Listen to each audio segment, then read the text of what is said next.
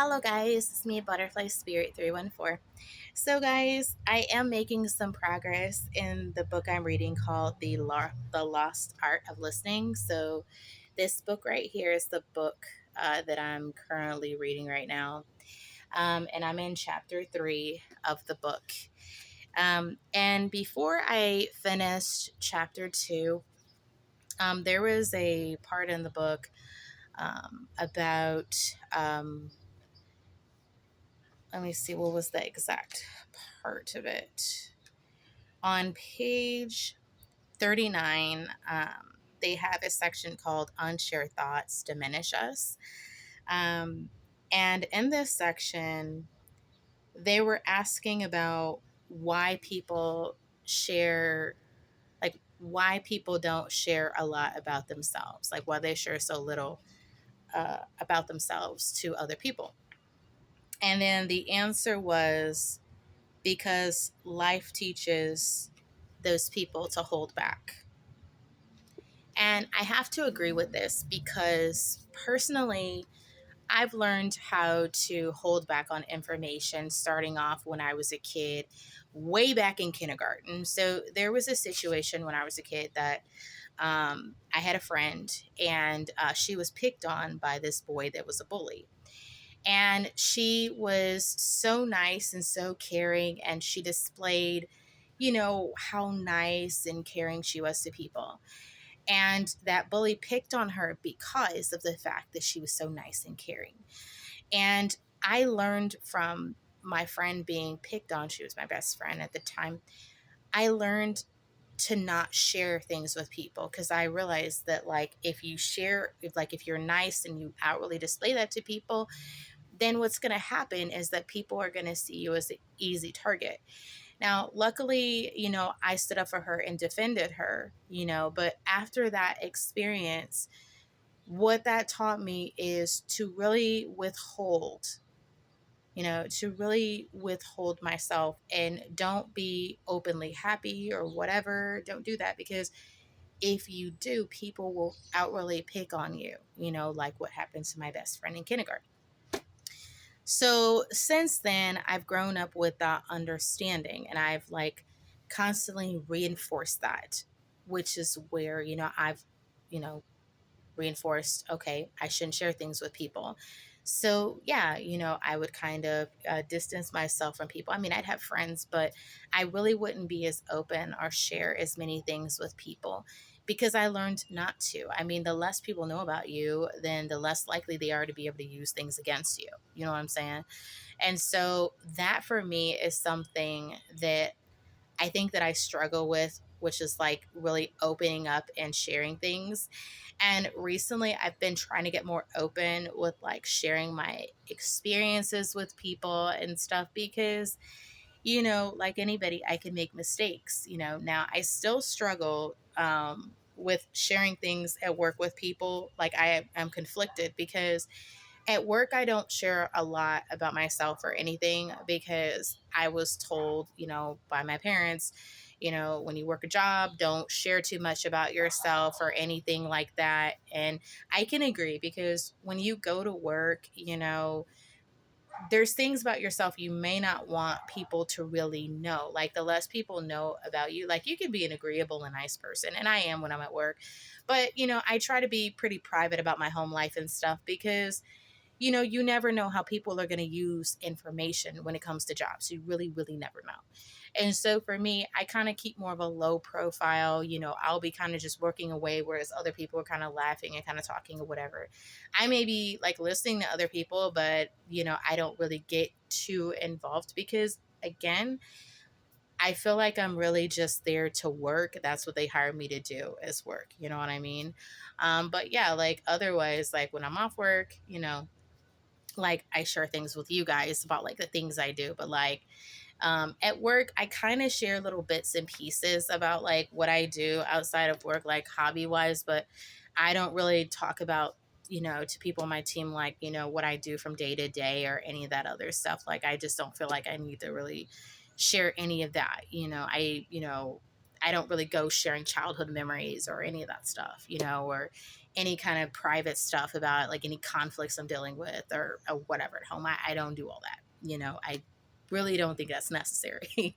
For me, I'm just like, I can share like, oh, hey, I did this or I went to this place, but otherwise, to be, to show I'm a regular person who does stuff, but I don't get too personal when it comes to work. So that's something I don't do. But yeah, it's true. Life has taught me to withhold information through various experiences. I've learned how to do that. And I think that that can work against me when it comes to me, like talking to people in particular. It actually can. And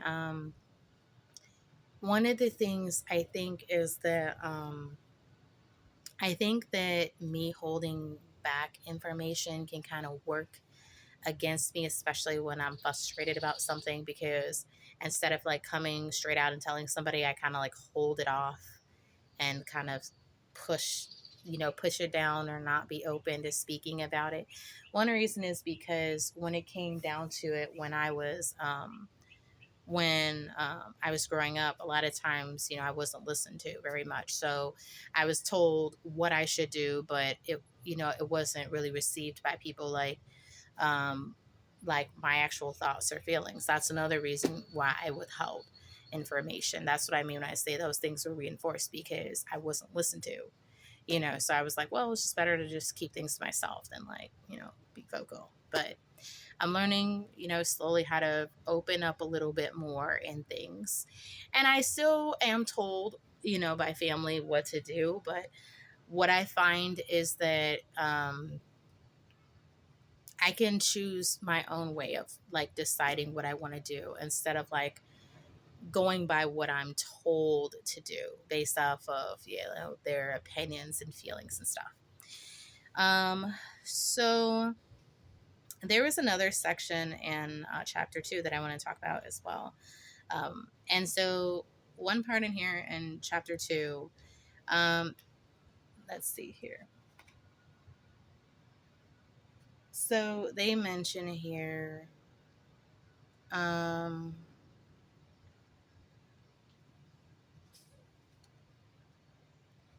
so they mention here, so they actually mention here basically, um, they mention a part in the book where they say that when we're with someone who doesn't listen, we shut down. And I have seen that in real life where I'll be in conversation with someone and then they'll shut down. And I would be kind of taken aback and I'm like, I'm talking to you. Like, why aren't you listening to me? What's going on? And I'm still continuously talking to them. And I guess up until today, I didn't realize that when somebody's not being listened to, they shut down. And I would see this when it came to my ex-boyfriend, where he would shut down when we would argue. And it dawned on me the fact that, hey, like maybe he told me something, but I wasn't listening. And there's another sentence in the book they say here. Um, when we're with someone who's interested and responsive, a good listener, we perk up and come alive. And that's interesting because I noticed that um, whereas like he may shut down, like when I wasn't listening to him, he may like go and, speak with someone else who is more open to listening to him and stuff. And I think this whole time, something I didn't know is like in those arguments, so to speak, maybe one of the things is that he may say something, but I may be so wrapped up as hell in like my emotions because I may be so focused on like the things that I wasn't sharing, and the things I kind of held back on and things. that I would find that, that I wasn't able to truly listen. But the good thing is now is that at least I'm recognizing that, hey, maybe I'm not listening. And maybe the thing that I should do is actually, you know, listen. And I think the beauty is at least right now, I'm learning things about listening. The fact that when I was growing up, me, holding back on things is because I wasn't listened to. And, in my adult life, when I was in a relationship, you know, my ex was shut down because I wasn't listening to him. And maybe there's instances where maybe, you know, in those disagreements, I didn't feel like he was listening to me because, you know, well, why would he listen to me if he's already shut down if I didn't listen to him?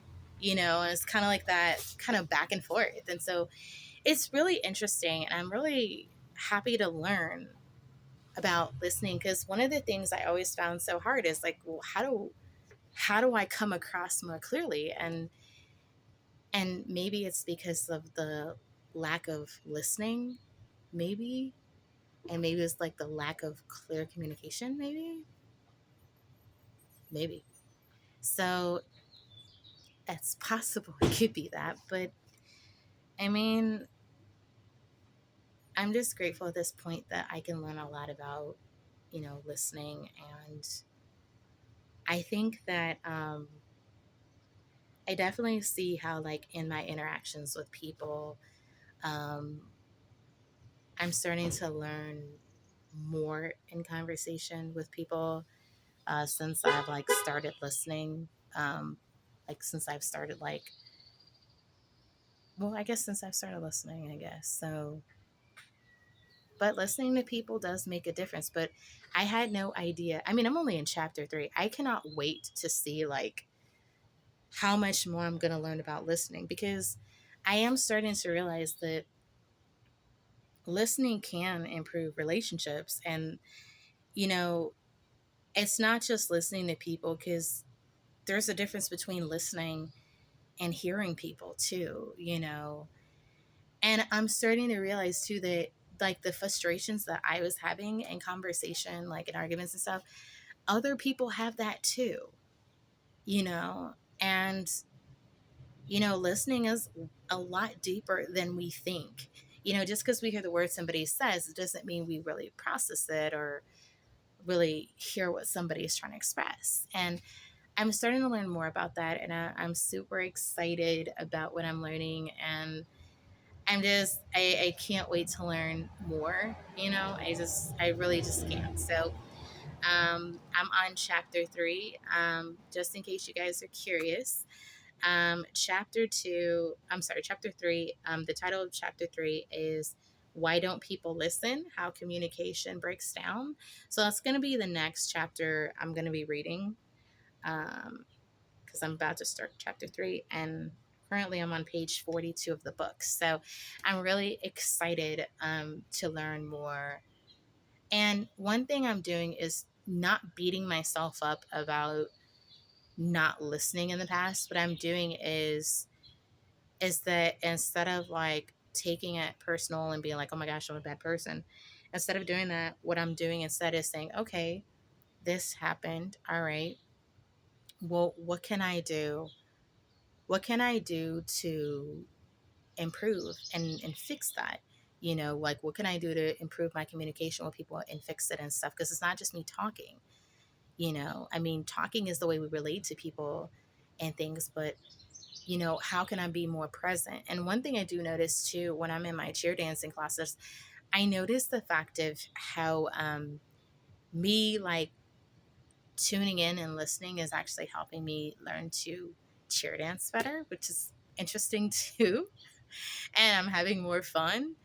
And I think even me having the confidence to ask, like, hey, how do I, hey, I'm having trouble doing this dance move. Like, how do I do this? Can you help me?